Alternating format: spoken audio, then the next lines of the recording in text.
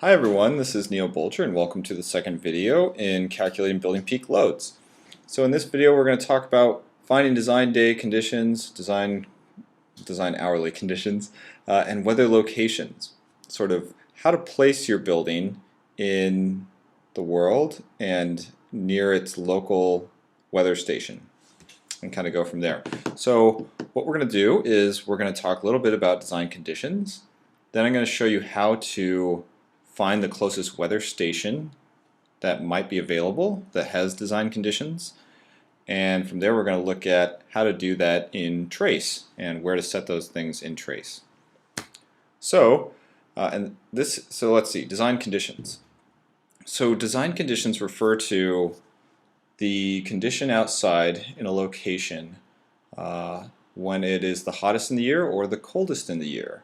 And a lot of times we don't necessarily design around the most extreme temperature in a year. We'll design around some high risk number that maybe isn't the hottest hour, but it's close to the hottest hour. It's 0.4% of the year or more is that temperature or above. Or another design condition might be 1% of the year in terms of hours reach a certain temperature or are above that temperature. And let me jump to ASHRAE and ASHRAE design days, and then what we're going to do is look at California design days. There are two different places, so be aware of that and ask whoever you're working with which source you should be referencing for your specific building and for a certain size of equipment in that building. So if we look at ASHRAE, let me see if I can make this bigger. So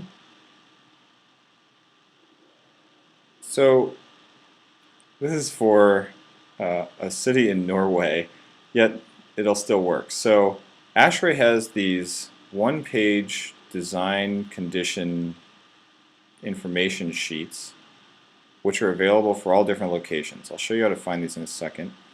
And on here, it lists for a certain location, latitude, longitude, information about the annual heating and how cold it gets, the annual cooling, and how hot it gets. So if we start with heating, and there's a bunch of others, extremes, and there's a bunch of numbers below this. But for today, we're really just going to look at these peak conditions.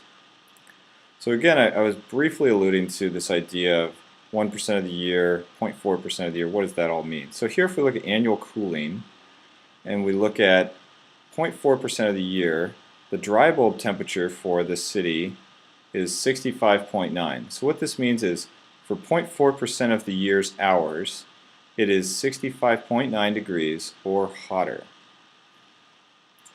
If we were to look at a less extreme set of hours and say, well, what about 1% of the year's hours or more? What temperature line would that be? So we can see that would actually be 63.4. Because that so essentially saying 1% of the hours are this or above. And then if you go to 2%, the temperature is further reduced because now we're saying, well, 2% of the hours in a year hit this or are hotter than this. So depending on which condition we were designing around, we would have a different sized air conditioning system or a different sized fan or whatever it is that's in our building. So typically we look at the 0.4% condition, and we generally don't use these less extreme ones.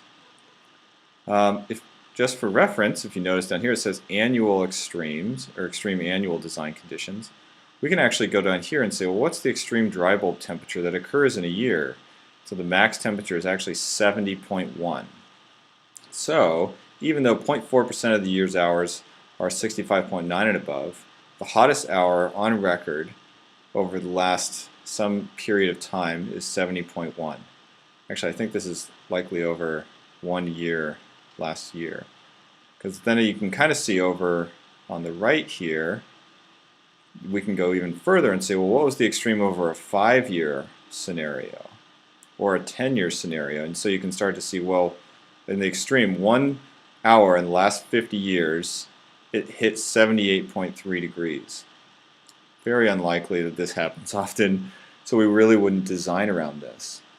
We can know how this climate could spike.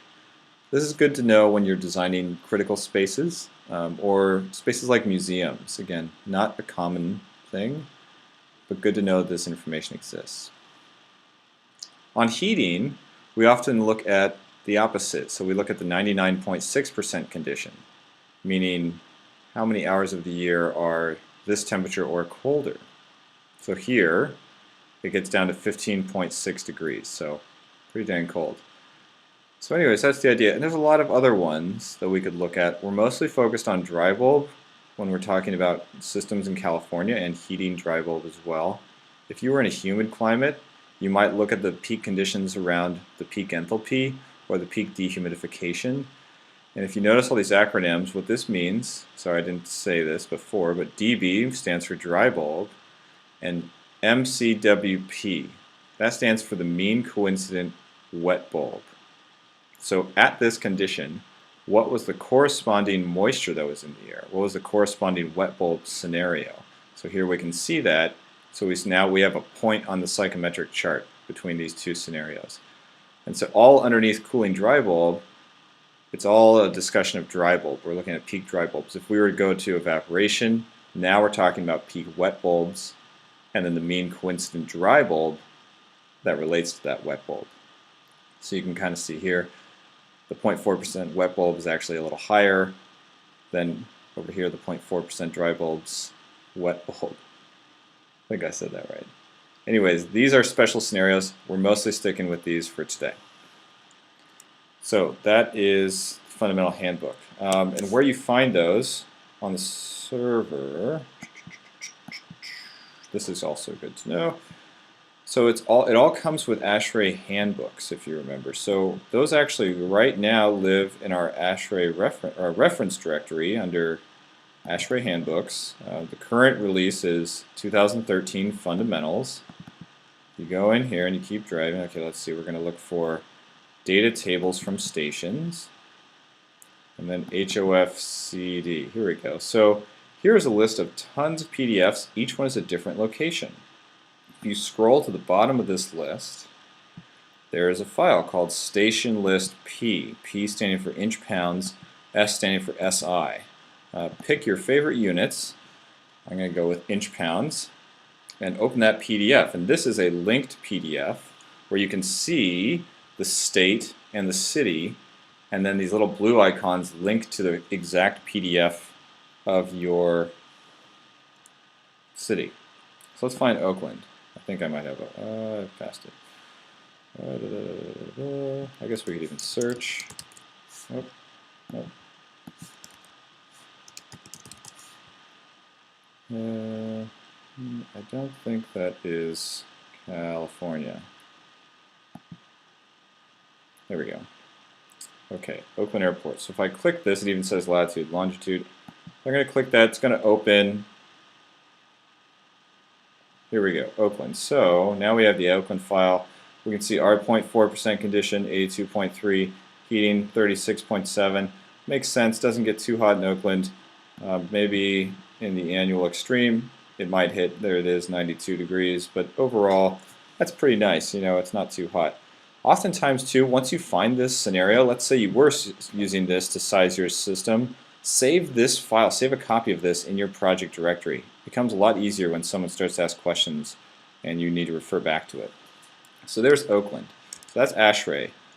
So let's keep going. So I've mentioned before, there's also Title 24 numbers. And so Title 24 has a different table that's similar but slightly different. And it comes out of Title 24's Joint Appendix, where by city in California, there are actually design conditions that Title 24 has and I think mandates.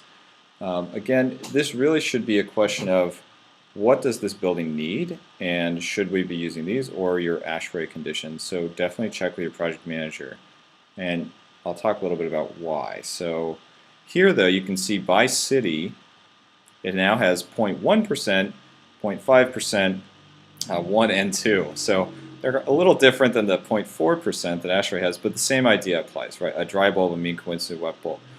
There are designed wet bulb temperatures as well. So that is nice. So there is some sense of, if you were designing around a cooling tower, again, the heating conditions. So why would you pick one over the other? It definitely depends on the equipment. Again, that's probably best discussed in a later video. But these exist, and these exist in the Title 24 directory under the joint appendices. Right now, that on our server is in references, codes, and standards. So if we go back to references, it's actually at the top. There's an underscore. Codes and regulations, sorry. California codes. I believe things have been moving around, so this might not be here later. 2013 Title 24, Part 6. I'm going to go into 2013. And then here there's a lot of things.